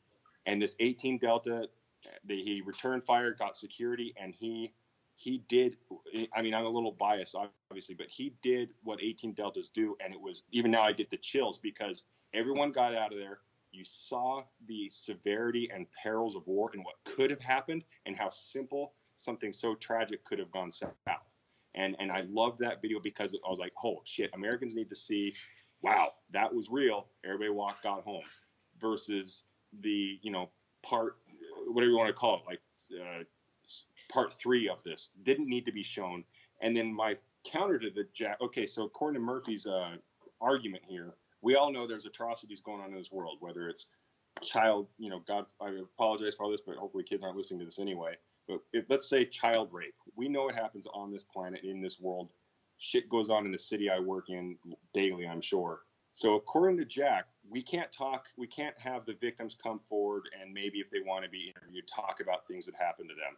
According to Jack, the only way to have journalistic integrity about these children that have been raped is to get live footage and show America. I mean, that's what he's covering as journalistic integrity. According to his argument, we could show a nice black and white picture of, some well-spoken ad from the ad council showing a kid crying. We've seen them all before. They get the point across, but according to him, that is exactly the same of getting some, I'm sorry to be so graphic, but that's like getting some snuff video of a kid getting raped and saying, oh, no, journalistic integrity. And then follow up, having the mother of that kid going, I'd really rather not you have that post that. And then Murphy going, nope, journalistic integrity. Enjoy watching your kid get raped on video. Right. And so it comes down to who are you on it? Okay, so journalists report the news. Activists do something else. And by telling people that it is your duty to go out there and show these things to people to get the society of America or the culture of America to change the way it looks at war. That's an activist point of view. That's not journalism. It's not the same thing. What you did was not journalism by any means. What you did was, like you said, a gore site video. It's like those ones that came out at the beginning of the internet where everyone would go to them and go look at pictures of dead people. Except you're taking it to the extreme where you're taking people that are already you're by name. Here is this person dying, by the way, and also I'm running a site where it's where the soft community can go to get their news, including the families. So families, here's this guy dying. Check it out. It's just so empty and evil. Well, it's like you said. Like I would bet if there was just a little bit if I'm just going to call it part 3 of the video at the beginning. Anybody of us that read books or watch movies, there's a act 1, 2, and 3. The part 2 is the climax and all the cool stuff. If they would have just edited based on the text narrative I've read and what I understand the video to have edited out part 3, like you said, most people would be like, holy shit, that was horrible. We have names and faces. We don't need to actually see it happening. There's been the 4-person grid of these soldiers died. That would have been enough. But even second to that, I would barely be a little less angry if this was a news site. Like, I don't care if it's Fox, CNN, ABC, NBC. His site literally sells shit, products, Crate Club, T-shirts on it. It's inherently, like you said, an activist. It's inherently a marketing page. I mean, you're literally looking at it. You can click shop here. His journalistic integrity, he's admitting a bias / activism, basically, like you said. Yeah, he's using it to promote his own products because it's his own books that he's selling on. It's not even like soft rep theme stuff. That's on there too, but he's his own published intellectual property. And that brings me to our third problem with his statement, which is they did not film the video in question, nor were the first to publish it. Others had picked it up on jihadists using it for propaganda. Yeah, so the first ones to publish it were jihadi propaganda sites. Okay. Yeah, good argument. Yeah, so here guys, this is going to be the one. I'm going to say this now. This is me as a person from a law enforcement family who, after I retired, also did some law enforcement work in between becoming who I am now. This is just my opinion, but what is practicing law and doing law, but interpreting the law and find ways. I mean, they put Al Capone in jail for not being a criminal. They put him in jail for being a tax evader. Keep that in mind when I go through this. And I'm doing this, I'm telling you this to kind of get you guys at Soft Rep to put these together on your own, because I'm not the only one putting this together because I've read it. This is a propaganda video, all right? A propaganda video that you say the propaganda parts were removed from it. Does the people in America generally speak Arabic or read Arabic? No. The music and everything that goes in the back is irrelevant too because it's just a soundtrack. So you saying that you took the sound out, but you kept the video feed and then put soft rep on it poses a problem for me, because you had the Department of Defense say that any posting of this is perpetuating what is now being considered terrorist propaganda. So you are now saying that you took terrorist propaganda and just turned the volume down on it, posted your name on the front of it, and posted it. Now, if I was a person who spent my life chasing terrorists or terrorists like the FBI, I could put it together that you have just aligned yourself with this propaganda that you're not supposed to push forward, but yet you have. while you're saying in your own, you say it. You say, we know this is not our intellectual property. So by promoting it, you're promoting the person who it is their intellectual property.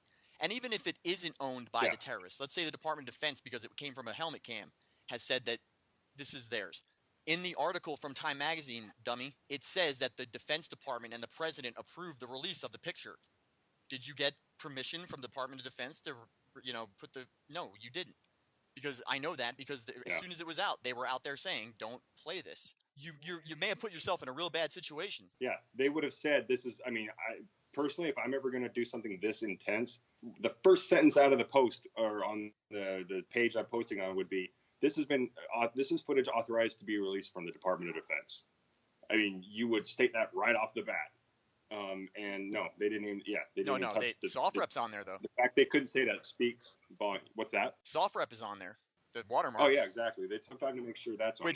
Which is a massive, it self-eliminates your claim that you're not doing this for promotion because, all right, so the other media sites are now going to run this stuff. You know that. And you know that they're going to listen to the Department of Defense probably and not release an unwatermarked version so that they can say it wasn't our stuff. We were just playing the other one. And you know that you could put something on there like edited copy or something else. But no, you put soft rep on there. You might as well have put the clickbait to your friggin' books on there. That it's so... Like I said, you go to their page right now, it's just one step away from doing that. I mean... And what I don't understand is, okay, there's journalistic integrity, and my hot minute as in taking journalism classes and actually writing for a paper, just omission doesn't mean you're hiding.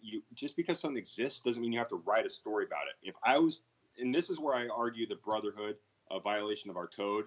Every one of us, no matter what our weird career is after SOF, we still have, like I said, that common thread, that common denominator that makes us go, is this right for X? And if I was a journalist, I'm not even going to, I can't fight CNN journalists and the ruthlessness of true journalism, quote unquote, true journalism. But arguing a former tab guy that turned, quote unquote, journalist that goes, you know what, this is going to hurt people.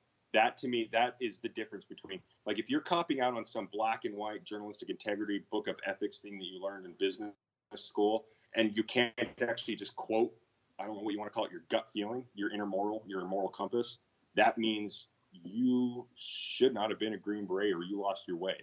That's not something in a training manual. I mean, that's what Jeff and I beat to death earlier is at the end of the day, all this shit sucks and pisses us off.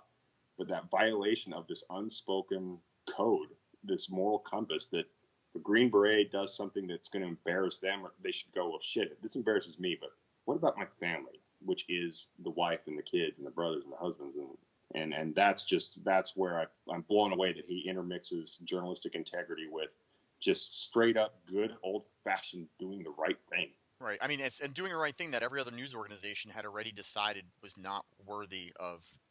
There was nothing journalistically learned. There was no benefit at all. But your desire to enlighten America to the horrors of war. You wanted to enlighten America to the horrors of war within a week of a school shooting that is blamed on the over violent exposure that kids now have nowadays. The book that was written very well on killing, which talks about the dehumanization of life by exposure to seeing life taken, is perpetuated with your sharing of this. And that's all that stuff is irrelevant. You have a duty when you have control of something like that to make the right decision. And I have yet to see one argument where we've learned anything except that you're a douchebag. That's the only thing that we've learned. Yeah. That's it. Yeah. If anything is learned from this, if any aspect of this 9 or 10 minute video is learned from some people, that person that sees it is just completely been in a cave. People learn that bad guys shoot at good guys shoot back, and justifiably the bad guys, hopefully most of them get killed, and hopefully all the good guys walk away. There was nothing in this that outside of TTPs and, a bunch of stuff at the team level that needed to be learned, because we know what we're going to look at when we watch that footage. We know what to look at regarding air support, and if we have, what kind of, did we have a turncoat? Did we have X, Y, and Z? We know what to look at and learn from.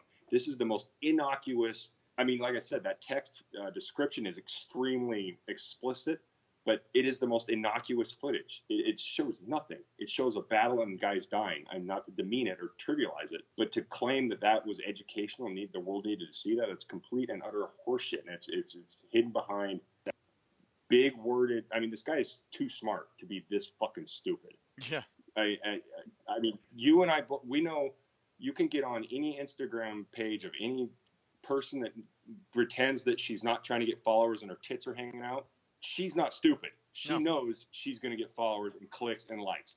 This guy, I'm going to still say, even though he technically was a Green Beret, to be a Green Beret, you can't be dumb. And to continue doing what he says he did that makes him so smart at following on schools and colleges, he continued to not be dumb.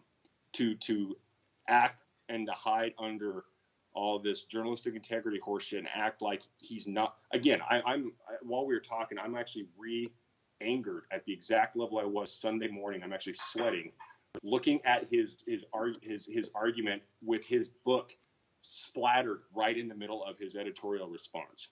It just is holy shit. And what makes it worse? What makes it worse is apparently from the description of what happens at the end of the video, the title of his book is an almost direct correlation to it. So for those who don't know, Gray matter splatter is about brains coming out of a body when they get killed, and the end of that video has some really horrible stuff in it, and it's like, oh, by the way, if you really like gore, here's my book. Yeah, well, for those who don't know, I mean, the links will be there, but Jeff is going to post a petition, basically. Jesus, it's flying.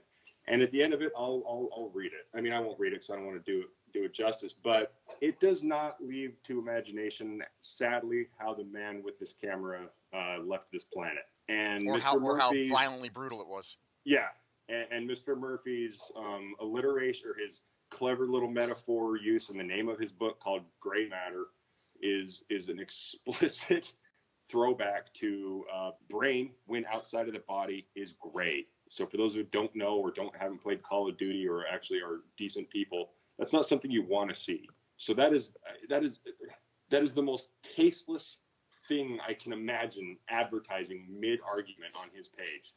I'm at a loss. It just blows my mind. You can't make this shit up. No, and that's why I figured we had to get on here right away. Now, guys, I'm gonna be honest with you. I wanted to talk about Brandon Webb's response too, but his response is just quite a lot of the same.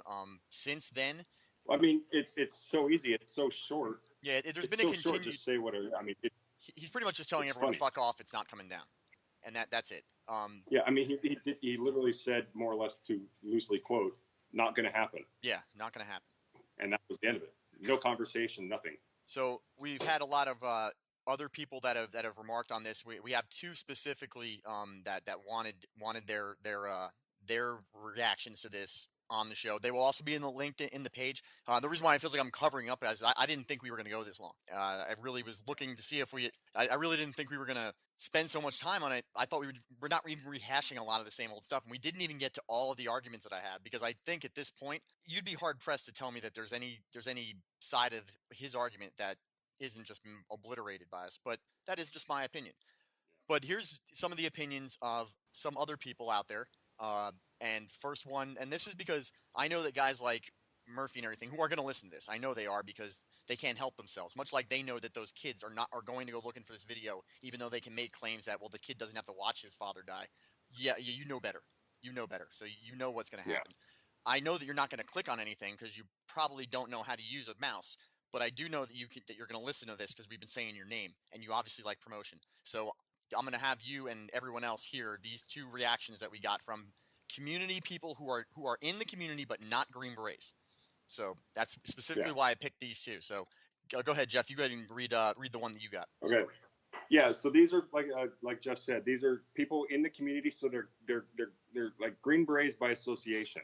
So that shows that you don't have to be a Green Beret or any sort of operator to know that this was just fucked up and wrong. Right. These are people that are in the community, wives, people that just work. So this woman, this is her speaking. She happens to work for the Green Beret Foundation.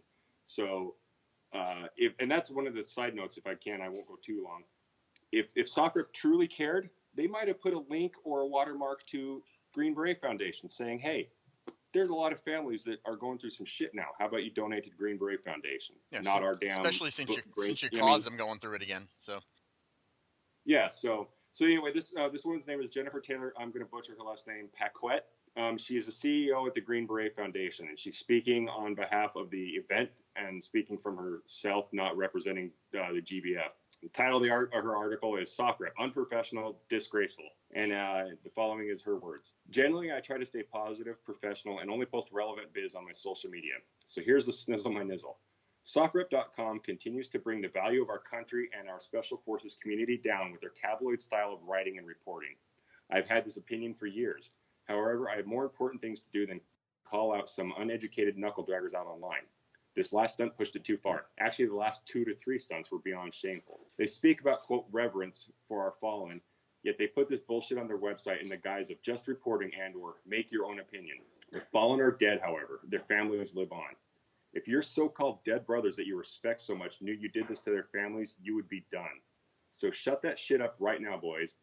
Your shit would be thrown out in the hall right after they jammed your head into the corner of a teen room for good measure. You know it, I know it, we all know it. See, fellas, a common American citizen, or even one that is well versed in this situation, cannot make a thoughtful and educated decision with this video you decided to post on our Green Berets and other vital support elements being killed by the enemy. You say you did it to get the truth out there. You say you did it to educate oblivious Americans that, quote, war wages on, end quote. Americans know this, and we know that these Americans were killed. Why do I say this with such confidence? 1, Americans are fatigued of a war that has been going on for 17 years. It is hard to garner financial support because of it. I deal with this daily. The public knows, and our community surely knows, that we are still actively in harm's way. And 2, the families of these Americans knew they were deployed as U.S. soldiers. These families haven't seen them since they were deployed. They know they were killed by the enemy in support of our country. What conspiracy are you trying to prove? You did it for sensationalism. You did it for the shock factor. I'll lie to my friends. You lie to yours, but let's not lie to each other. Make it right. Take that video down now and write letters to each of those families apologizing to them. You defiled the very sacredness of dying, and these men for dying for our country to boot. It doesn't get much more sacred than that. She continues and concludes, you will go on a Jen Paquette hate campaign. I won't be the first and certainly won't be the last of those types of campaigns, and I don't care. You will scream defamation. You'll scream slander or libel like people like you do. This is not my first rodeo, cowards. But you will need to prove that what I say or write are lies and propaganda. If you feel you need to confront me, Jack, listen up. If you feel you need to confront me, make a face-to-face meeting with me. I'll make time. I'll even come to you. Don't do it behind the protection of your keyboard or even an attorney. But if you do decide, because I am certain intelligence is not one of your key attributes, and acting on unbridled emotionally genuinely trumps any intelligence you do possess, to go to an attorney, go direct to mine. And she follows her attorney's email address. She continues, better yet, why don't you call my husband Roland Paquette? He's a brother. He's a traumatically injured Green Beret that has had to carry his dead brothers out of firefights. He agrees with me. You won't, though. Not sincerely. Jennifer Paquette. And just for who she is, this is not a post that is reflective of my professional position. I'm a wife of a Special Forces soldier. I'm the mother of a soldier that is going through the course now. I'm a daughter of a soldier. I'm the sister of a Marine. I'm the sister of a soldier. And I can have a personal opinion on my own personal social media. You should all appreciate that you are, quote, professional journalists and all. Really, all I'm doing is merely exercising my First Amendment right, just like you. P.P.S. Spotlight Ranger much. Well said, lady. Well said. So she very eloquently just said what Jeff and I said. And then our second highlighted reaction, I will read for you guys.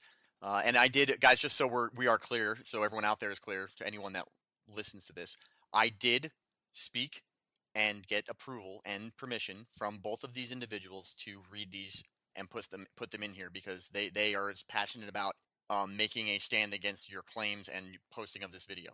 So the second one is titled Reaction to Soft Rep's Editorial Response by Troy Williams, who is the CEO at Strategic Support Solutions, LLC, and Viking Speedloaders. He is apparently used to work in the intelligence community, in some aspect or somewhere.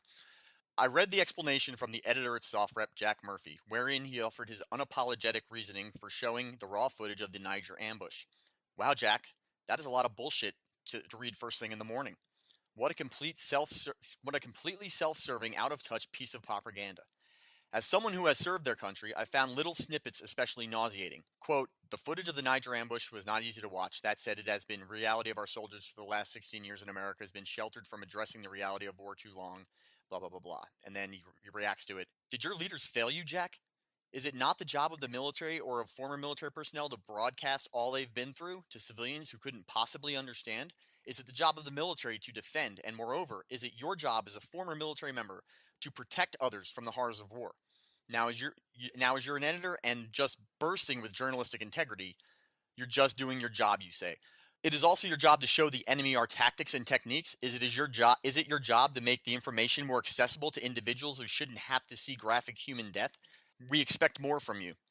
Your actions, as well as the careless, self-aggrandizing attitude to which you offered your explanation, show the depleted worth of the life of our troops that you have in your mind. You did it for the almighty views, and you know you did. Your subscribers and advertisers should drop you. You have unapologetically profited from the death of your own brothers. I'm not going to lie to you guys. I wanted to read that one because I 100% concur with everything that guy says. I believe that it's shock value you were going through to increase clicks. That you don't have any. You don't have any. I don't even think you probably considered the families, and because they've made you consider it, and you didn't even make the right decision since then. We're begging you, man. Make the right decision now before those kids see it. And this is not. Yeah. I'm not here to beg you because here's the deal with me. The second that this episode is over, the second that I edit it right after we're done here and I post it on, I am never going to speak about you again. I am not asking you to come engage me because I don't engage with people that are not worthy of my time. You're no longer to me someone that I need to worry about or think about. I'm never going to go to your site again. I don't care if you make $1 bazillion being your version of Destro from Cobra being the person that profits off war. I don't care. Do what you want. I mean, you can claim Green Beret and claim Ranger. Your actions say otherwise. I just don't think that for me, a PNG or whatever your status is in the regiment as a veteran, it doesn't matter. Because you're obviously not. Your actions are speaking far louder than your titles are. Yeah, I think I'm with Jeff on this the same way. I don't pray often, but I pray Mr. Murphy does listen to this.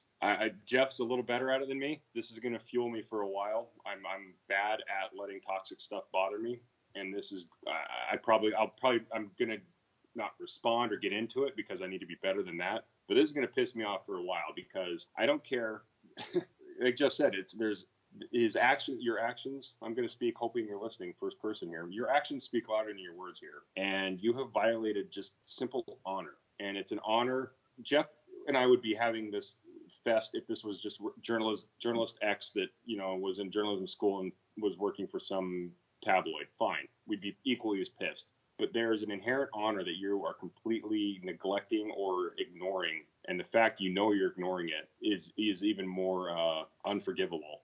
And so the thing that separates people that serve and don't serve, it's not some people that serve are better than people that don't. But the people that do serve sign up for an unspoken code that you do not violate.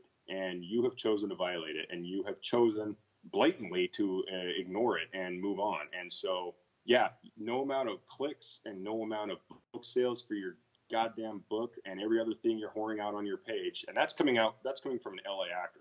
I'm calling you out on that. The amount of shit you're going to get out of this will never buy back your honor. And Jeff and I talked about this, and this will probably hopefully be my last words, is you don't have to have served one tour or 10, still be active duty Green Beret or anything in between to not have this common bond and this common honor code. And you have got rid of it. And it blows my mind that the new guy should be shocked at this. And so better. Shame on you. If you go to bed at night okay with this, that speaks volumes for, I don't care what belief you do or don't have, but whatever your beliefs are, that speaks volumes for your lack of beliefs and your lack of commitment to your fellow man and your fellow Green Beret and their families. To just put a point on it, if you can't care about families of the guys, and this goes back to some of my normal topics, you want to know how many guys I talked to this week, Jack, who this was triggers for them. They had been doing well for a while, and now they're being confronted with what, in their opinion, and my opinion is maybe the most offensive and disgusting thing that a guy that claims to be a Green Beret could do to his own guys. And you have guys out there that are struggling with post-traumatic stress disorder and, keeping themselves away from being a statistic. These things affect, for God's sakes, I put off my normal show, got Jeff on here, and we're doing this, and I'm releasing it in 3 days to confront you about it, pretty much tell you that you're doing more damage to your own claimed culture than you're doing by helping them point out that the war is still going on. Everyone knows the war's still going on, but they had funerals for those guys. I went to them. I was well aware. They were well aware. Everyone was very sad. But now they're betrayed and sad, and they're going through it all over again. But and that was one of our codes. Is I don't care if you're teaching an indigenous person or protecting foreign and domestic, whatever cliche creed we soar to. Green Berets, we are made, and Jeff and I talked about this even post service. We still run everything we do, and you, Mr. Murphy, should do the same through your Green Beret eyes. And the eyes I always run it through is, am I protecting those who can't protect themselves? And that is one of our unofficial mantras. And you are not protecting those those men that don't need to see this and their family. You're violating every goddamn code we have, literal and metaphorical. Yeah, so let's wrap it up before we go, guys. There's a lot more responses that I had. This is going to be the longest episode I've put together, and I'm not going to edit it down because none of it is irrelevant.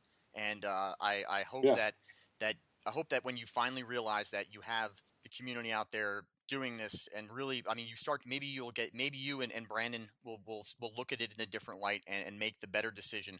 And I hope it's not a decision that's made for you. I hope it's a decision you make for yourselves so that you guys can start earning back some of the honor that you've lost with us already. Me and Jeff's purpose for being on here, guys, is to also, for those of you out there who are the listeners who listen as people who are just supporters of the military, I don't want you thinking he is the way we do things. I want you thinking that what me and Jeff have said is the way that's supposed to happen, is the way that things are supposed to be done. That is why I did this. It's not to try to piggyback off of the stuff. You're not going to see any clickbait on this show notes page. Now, I'm going to warn you, if you go to the other pages on my marketing for my show, which is normally just a military history show, yes, there'll be stuff. But this page, the page for this show, will have no clicks. There will be no gray matter splatter book in the middle of it. It's just going to be the links to the facts, the links to the reactions that people had. And the only thing I'm promoting through this is the moveon.org things, because I truly believe in that. So, Jeff, can you give us a little quick snippet? That'll be the top link when you go there, and it'll also be pushed, if you haven't seen it yet, to get it taken off YouTube. We can't make you take it down from your site, but we can get YouTube to take it down. And that will reduce the amount of places that these people who are going to go looking to see put themselves. We're helping them by getting it off of there. Talk about where you found this, Jeff, today, and what's the gist? Change.org. And again, this sucks that we're even to this point, but it's change.org. It'll be in the links, like Jeff said, but it's ironically, it was on an Instagram direct message that went to my junk box, since it was somebody I didn't know. And they said I don't know who started it, but I blindly went with it. A woman, this is public, so I'm not giving her away. Her name's Megan K. She started this. So again, it's not even a Green Beret that did this, unless it's a Green Beret with an alias. But and I know that because there are no female Green Berets in current times. But yeah, a woman named Megan K started this. I went there when there was 50, and in the course of 2 hours, we're up to 2,700 signatures. That's a good fight. Sadly, that video from his site was shared 2,700 times in half a day. So this is literally, we're counting on the virility of the internet. And like Jeff said, yeah, I'm a Hollywood whore, but I literally have no products to sell. So enjoy when I share this podcast calling me out for trying to feed my inertia, because if anything, this is bad for me to have an opinion in Hollywood. So how dare I? So I challenge you to call me out on that. I challenge you to compare me to your journalistic integrity. And I also challenge you to get mad at me for using my platforms and pouring the shit out of this podcast because I have at least a platform to do that, where Joe Blow, Infantryman 11 Bravo, that retired with PTSD, that's in somewhere in Kentucky, that wants to talk about it, he doesn't have the platform. So here we go, buddy. You're going to see game on. I will perpetuate the distrust and hatred towards your actions. And the bottom line is we actually put thought into our responses to you. I'm going to be honest with you. I found your editorial reaction so dismissively hollow, and I agree with Jeff. You can't be stupid. You went to Columbia. You're not dumb. We know that. So I can only assume that you put such little effort into making a good argument about it that it was just to get it out of the way and get it away because everyone out there is too stupid to know any better. Sorry, buddy, we're not. There's a lot of really intelligent guys, and you know that. And you just pushed buttons with, you could have done a better job of covering up, but it still wouldn't have hid the fact that this was just horrible decision-making process. I do find it funny that you and Brandon Webb continue to perpetuate this while you're putting out books on leadership. I can't come to grips with the fact that you're out there putting out books on leadership while you're exhibiting absolutely none. I want to thank you, Jeff, for coming on, man. I appreciate you, brother. Thanks, man. This has been cathartic. It has. Yeah. Guys out there, talking it out. Yeah, we're talking it out. We're also we're talking with words that we have heard from others, though not on behalf of them, and that probably can be found. You can find these words on that SoftRep site, but I'm not going to tell you how to get there. You can go and just look up on YouTube, or not YouTube, but go into Google and just put in reactions to this, and you'll find this everywhere now. People are not happy about this, but hey, he's changing the world to fit his vision of what the world should be, which is apparently a world full of people who were just getting off on gore and violence and destroying people's memories and people's last thoughts of their loved ones to remind them that it's not bad enough that they died. You've got to see how bad they died, because that's the only way that you can live in the world.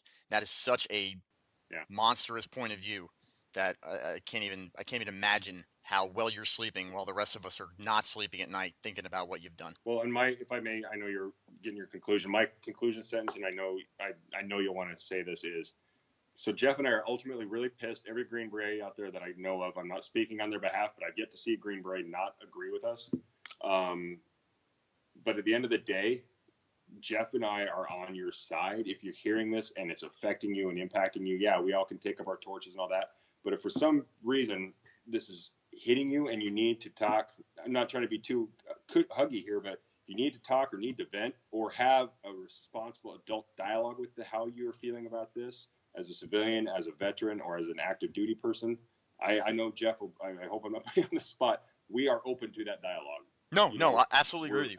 If we're not going to give Murphy the time of day, but anybody out there that needs us to help them somehow, we're not ones to say what form that help will come in. Don't hesitate. Comment on the post, however we can help you help us.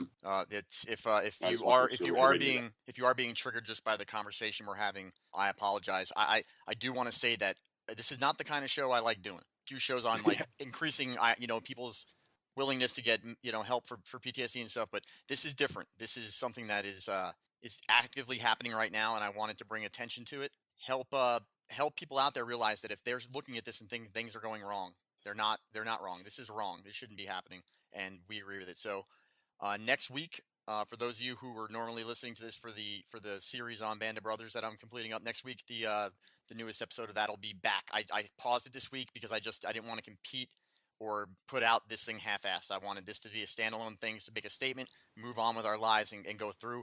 I hope this entire situation clears up in the manner that it should, and that even the people that have caused this situation to happen by the bad decision making, I hope they come out of this better people. Honestly, I hope they realize what's going on. I don't think they need to have an apology or change the way they're thinking, but I really do hope that maybe they have a different way of thinking, and they hopefully get a little bit more intelligent about what they're doing.